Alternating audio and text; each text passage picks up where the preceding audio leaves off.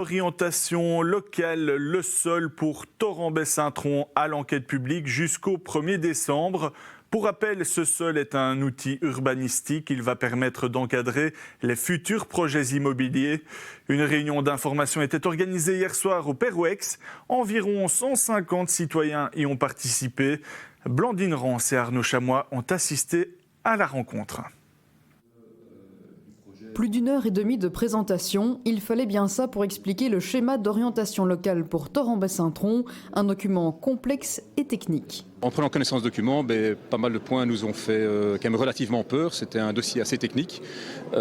Et aujourd'hui, je pense qu'on a été, on va dire, rassuré sur certains points. Pas tout, il y a encore pas mal de points qui restent ouverts, beaucoup de questions qui restent. Les futurs projets immobiliers inquiètent les citoyens, notamment les habitants de la rue de l'Intérieur et de la rue des Saules. Le fait d'amener 36 et nous pensions une cinquantaine de maisons avant la réunion, la présentation aujourd'hui, nous faisait très peur parce que la rue des Saules, qui, comme je l'ai dit tout à l'heure pendant la présentation, est caractérisée de voirie tertiaire, risque de passer en voirie secondaire par une augmentation, peut-être un doublement, voire un triplement du nombre de véhicules qui va traverser la rue. Les riverains signalent les fissures sur la route, le passage trop rapide des camions sur les dodanes qui provoquent des fissures dans les maisons.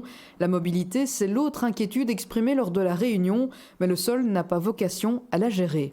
Si le sol n'est pas l'outil pour gérer la mobilité, nous avons mis au sein de la commune un certain nombre d'actions qui vont permettre de gérer cette mobilité. On en a parlé, limitation 30 dans tout Thorambay-Saint-Tron et ainsi de suite. Et ça, je pense que c'est des outils qui vont aider à ce que la mobilité soit mieux contenue dans le périmètre de Thorambay-Saint-Tron. Les citoyens ont jusqu'au 1er décembre pour rendre leurs avis et réclamations. La réunion semble plutôt avoir apaisé les personnes interrogées.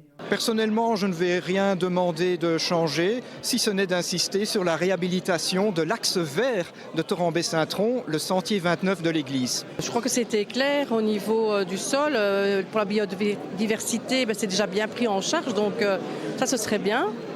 Au niveau des eaux aussi, au niveau du ruissellement et au niveau des inondations, il y a beaucoup de choses qui sont positives. Mais on n'a pas envie, moi je suis native de Thorambay et j'ai vraiment pas envie d'avoir encore plein de maisons. J'ai connu ça avec des prairies et tout ça et voilà. Mais bon, c'est la nostalgie en fait. Outre les citoyens, d'autres organes se prononcent aussi durant l'enquête. La CCATM, par exemple, la Commission consultative d'aménagement du territoire et de mobilité, vient de rendre à l'unanimité de ses membres un avis positif sur le schéma d'orientation locale de Thorambay-Saint-Tron.